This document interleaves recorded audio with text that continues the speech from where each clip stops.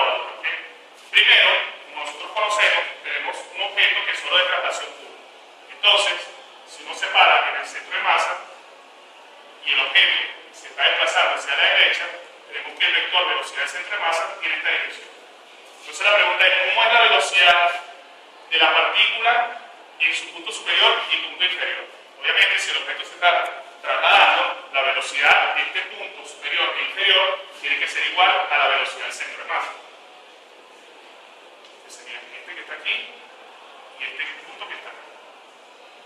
Y vamos a definir este punto como que A y este punto. Esto sería en un caso donde tengo traslación pura. Ahora, si estamos hablando de rotación pura, ¿qué tenemos? Que el objeto está rotando en torno a su centro de masa. Si yo me paro en el centro de masa y veo cuál es su velocidad de traslación, es cero. ¿Por qué? Porque él solo está rotando. Entonces, en este punto, la velocidad del centro de masa sería cero. Y ahora, lo que tengo que ver es cómo es la velocidad tangencial en el punto superior y en el punto inferior. Si este objeto se está trasladando hacia la derecha y yo quiero que se traslade hacia la derecha y rote en el sentido contrario a la curva del reloj, que sería este caso, ¿cómo sería la velocidad tangencial en el punto A? Es fácil darse cuenta que la velocidad tangencial en el punto A va hacia la derecha, que sería velocidad de A, y la velocidad tangencial en el punto B iría hacia ¿dónde?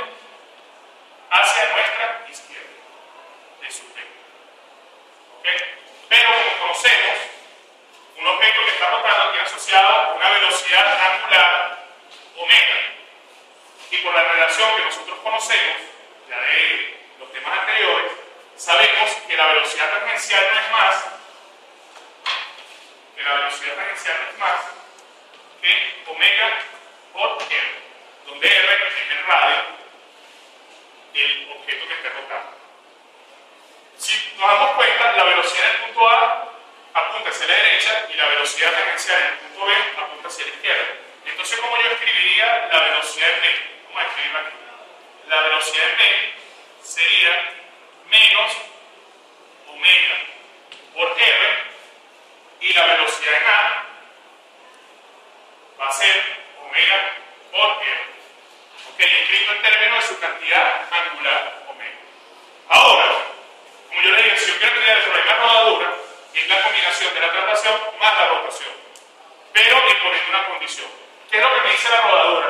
La rodadura, la esencia de la rodadura es que un objeto, aparte de rodar sobre una superficie, lo haga sin deslizar.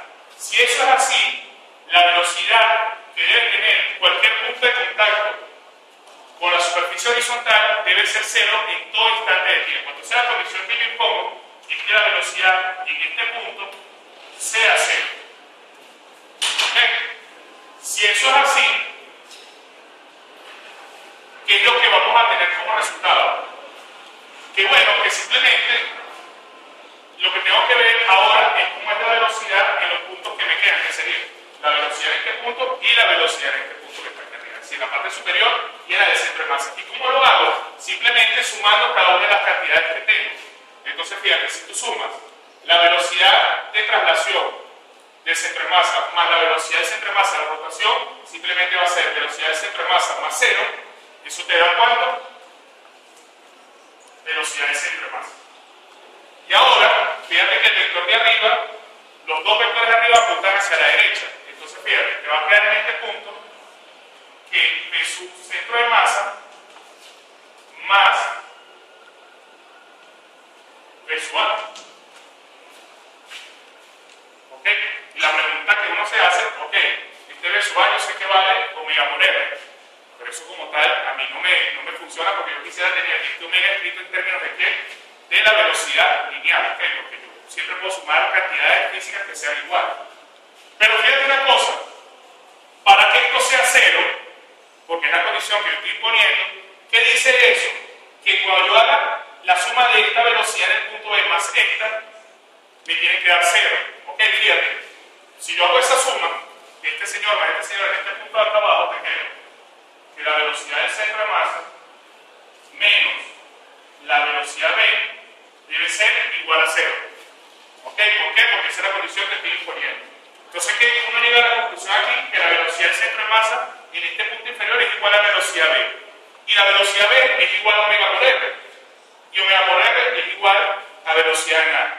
Entonces, si uno se va hacia atrás, se puede dar cuenta fácilmente que velocidad en a es igual a velocidad en b y a su vez igual a la velocidad del centro de masa. Eso quiere decir que en este punto superior la velocidad total va a ser 2 veces la velocidad del centro de masa. Y esa es la condición de la rodadura, que la velocidad del extremo superior del objeto sea 2 veces la velocidad del centro de masa y en la parte inferior sea 0.